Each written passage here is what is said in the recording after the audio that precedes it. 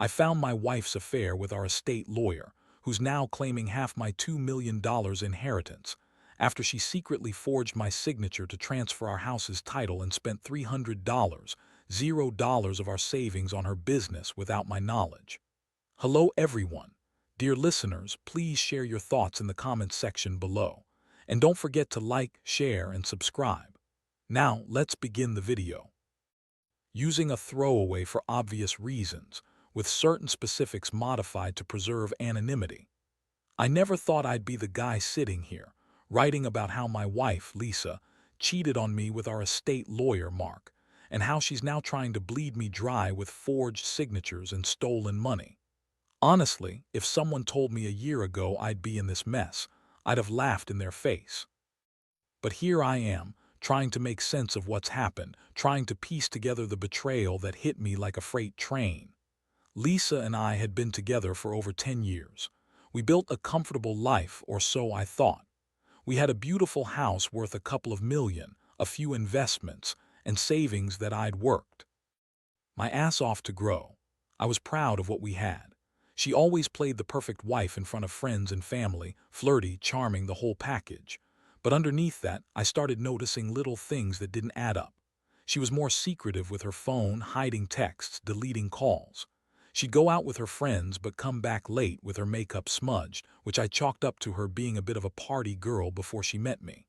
Then, about 2 months ago, I started getting suspicious. I noticed she'd changed her phone password, which she'd never done before. She also started avoiding questions about her whereabouts or who she was talking to. She told me she was working late at her fashion boutique, a small online shop she'd been talking about for years. I didn't think much at first, people get busy, right? But something felt off. One day I was in the study, going through some papers, trying to organize our financial records, when I saw a strange email thread on her laptop. It was from Mark, our estate lawyer. The subject line caught my eye: urgent transfer of property and funds. My heart skipped a beat. I opened it and saw a series of emails where Mark was discussing the transfer of our house's title without my knowledge or approval. The language was vague but insistent. They forged my signature on documents I'd never seen, and the emails mentioned that Lisa had already gone ahead and spent over $300, $0 of our savings on her business, claiming it was for inventory and marketing. I felt like I'd been punched in the gut. How could she do this? How could she betray me like that? I thought I knew her, but suddenly she was a stranger. I remembered the late-night conversations, the trips she took with Mark, and her secretive phone habits. It all clicked into place. She'd been cheating on me with him, and now she was trying to drain us dry. I kept my cool that night, but inside I was boiling with rage. I needed to confront her, but I also needed a plan. I didn't want to jump to conclusions, but the evidence was staring me in the face. I started digging deeper, pulling bank statements, looking into the legal documents. The more I uncovered, the worse it got. This wasn't just an affair. It was a full-blown scam, and she was orchestrating it with Mark, our trusted lawyer. I knew I had to confront her, but I also knew this wasn't going to be a simple fight. My mind raced. How do I stop her from destroying everything we built? How do I get back what's mine? And most of all, how do I deal with the heartbreak of realizing the woman I loved could lie, cheat, and steal so easily? I was furious, heartbroken, and confused all at once. I wasn't sure what my next move was, but I knew one thing: this wasn't going to end quietly. That night I waited until Lisa came home late from her fashion boutique run. She always insisted she was working hard on her new business, but I'd started to see through her stories. When she finally stepped inside, I was sitting in the living room, my arms crossed, staring at her like she was a stranger. She smiled, that fake, innocent smile she always used when she knew she was hiding something. "Hey, babe. What's wrong? You look tense." Her voice was sugary, but I could hear the underlying nervousness. I didn't hold back. I pulled out the printouts of the emails, the bank statements, and the forged documents I'd discovered. "Tell me what this means, Lisa, because I think I know what you've been up to." Her eyes widened for a moment, then she quickly masked her expression. "That's nothing, John. You're overreacting. It's all a misunderstanding." She stepped closer, trying to grab the papers from my hands, but I pulled back. "Misunderstanding? You forged my signature on our house's title, Lisa." You spent hundreds of thousands of dollars we don't have, claiming it's for your stupid business. And you've been lying to me for months. How could you do this? My voice was rising, but I managed to keep some control. I wanted her to see how serious I was. She blinked rapidly, her face turning red. You don't understand, John. I was doing it for us, for our future. You're just too paranoid as usual. You don't trust me. Her voice cracked slightly, but she kept her tone defensive. Mark said everything was legal. I was careful. I felt my blood boiling. Careful? You think forging my signature and stealing our savings is careful? You're unbelievable. You lied about everything. And Mark, your lawyer, he's in on it, isn't he? I found emails where he's helping you pull this off. How long has this been going on? She hesitated, her eyes darting around, then she threw her hands up. You don't know what you're talking about. This is all a big misunderstanding. Mark's just doing his job. You're overreacting because you're insecure. Her voice was shrill now, her tone full of contempt. I couldn't believe what I was hearing. How could she lie so effortlessly? How could she call me insecure when I just caught her red-handed? I felt betrayed, humiliated, and furious. All the love, all the trust I'd given her, wiped out in a single night. I told her to pack her things and leave. I didn't want to see her face anymore. But she just sneered and said she was staying, that she had every right to be here, that she was entitled to what she'd taken, that she was going to fight me for every penny. That's when I realized this was bigger than just an affair.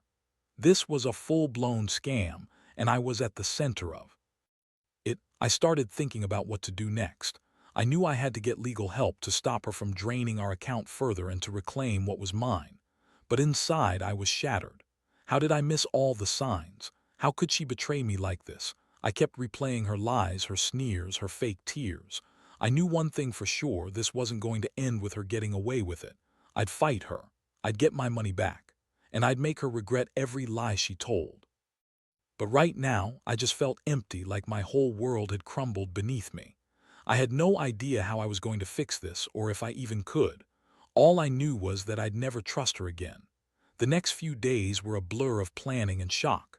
I couldn't sleep much, constantly replaying the moment I found out, trying to figure out how I missed all the signs. I was furious, but also deeply hurt. I had trusted Lisa completely, and she'd turned around and betrayed me in the worst way possible. The betrayal cut deep, but what really pushed me over the edge was knowing she'd been secretly planning to take everything I had worked for, our house, our savings, our future. I started consulting a lawyer, a guy named Steve who specialized in financial crimes and estate law. I needed to understand how she'd managed to forge my signature, how she'd transferred the house, and what legal options I had. It was clear she'd been working with Mark, our estate lawyer, from the emails I'd found. Mark's role was especially troubling because he was supposed to be our legal advisor, someone I trusted with sensitive matters. Instead, he was helping Lisa steal from us.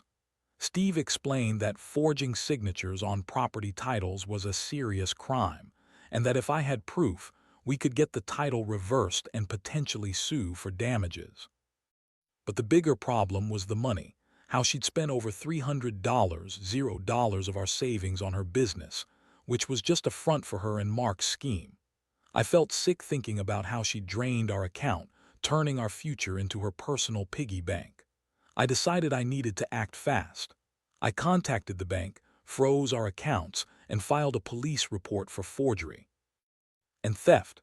I also started digging into the legal documents she'd forged, trying to find any loopholes. Meanwhile, Lisa was still at the house, refusing to leave.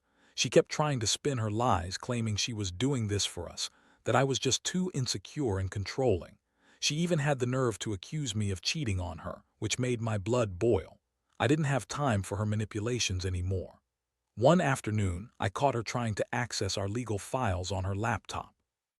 She looked nervous, but she tried to act innocent. I told her she wasn't welcome here anymore and that I was calling the police if she didn't leave voluntarily. She scoffed and said she'd fight for what's hers, that I couldn't just kick her out. That's when I decided I'd had enough. I contacted a sheriff and they showed up to escort her out.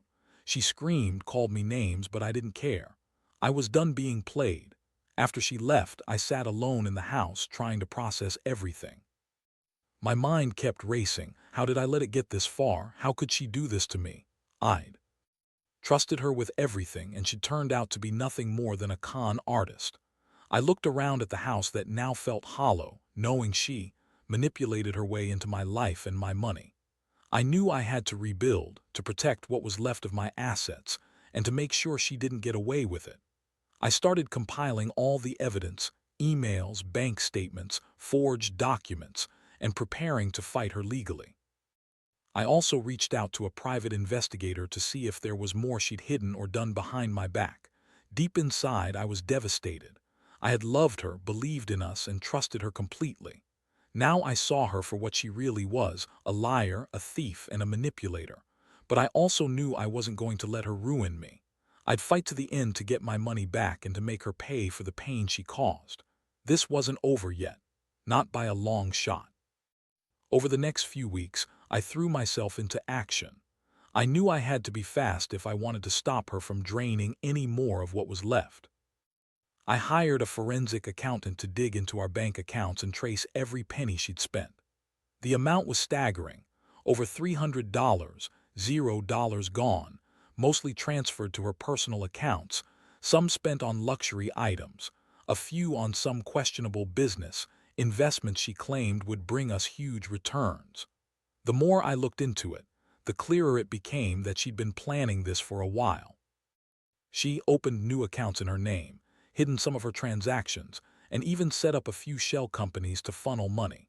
She lied about her business. It was just a front for her personal spending and Mark's shady legal work. I found emails where she was bragging about how easy it was to manipulate the system, how she'd gotten away with forging my signature on the house transfer, and how Mark was helping her cover her tracks. Meanwhile, the legal battle started to heat up. Steve, my lawyer, filed to reverse the property transfer, arguing that the signatures were forged and that the transfer was illegal.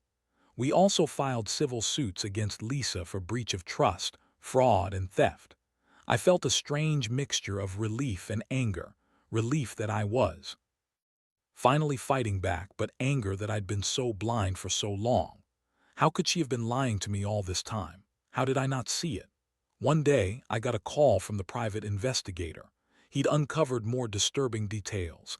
Lisa had been meeting with Mark in secret, discussing ways to hide assets, and even trying to get a second mortgage on the house to pull more money out. It was clear they were in this together, trying to rip me off completely. I felt sick knowing I'd trusted these people, trusted Lisa. The worst part was the emotional toll. I was angry, yes, but also devastated. I kept replaying all the moments I thought were happy, vacations, anniversaries, quiet nights at home, and seeing how they were all just lies. I'd loved her, believed in us, and now I was left with nothing but betrayal and a shattered sense of trust. I found myself questioning everything. Did I miss the signs? Was I just too blind to see how she really felt? Despite everything, I refused to give up. I started documenting everything meticulously, preparing for the inevitable court battles. I knew Lisa wasn't going to go quietly. She'd fight hard to keep what she'd stolen. But I was determined to see justice done. I wasn't just fighting for my money. I was fighting to reclaim my dignity, to prove I wasn't a fool who got played for a sucker. One night, as I sat alone in the house, I realized I'd reached a fork in the road. I could try to salvage what was left of our marriage, or I could cut my losses and walk away completely. Honestly, part of me still loved her, but that love was now tainted with anger, betrayal, and a deep sense of loss. I knew what I had to do, even if it hurt. I had to protect myself, my future, and what little was left of my self-respect. The road ahead wasn't clear, but one thing was certain. I wasn't going to let her ruin me. Not without a fight. The legal process dragged on, but I could feel the momentum shifting in my favor. The court hearings were intense. Lisa and Mark tried every trick in the book to stall, deny, and manipulate, but I had enough evidence to counter every move they made. The forged signatures, the emails, the bank statements, they all painted a clear picture of her deception. I watched her spin lies in court, claiming she'd only acted out of desperation, that she loved me, that she'd never intended to hurt me. But I knew better. I saw through her facade. Meanwhile, I started to rebuild my financial security. I worked with my accountant to freeze remaining assets, recover what we could, and prepare for the worst-case scenario. I hired a private investigator to keep tabs on her, just to make sure she wasn't hiding more money or trying to pull another stunt. Every day was a hope, frustration, anger, and a deep, gnawing sadness that I'd trusted her for so long. One particularly shocking discovery came when the investigator found new accounts she'd set up in her name, accounts I didn't know about. She'd been transferring money secretly, trying to hide her tracks even as the legal case unfolded. That was the last straw. I realized she was still trying to manipulate the system, even now. I felt sick, knowing I'd married a woman capable of this level of deception. The court case finally reached a climax. The judge ruled in my favor, invalidating the house transfer and ordering Lisa to return the stolen funds. The court also awarded damages for breach of trust and fraud. The relief was immense. Justice was finally being served. But even with the legal victory, the emotional scars ran deep. I'd lost trust, lost my sense of security, and most painfully, I'd lost the woman I thought I knew. After the court decision, I decided I needed to confront Lisa one last time. I met her at her lawyer's office, where she was trying to negotiate a settlement.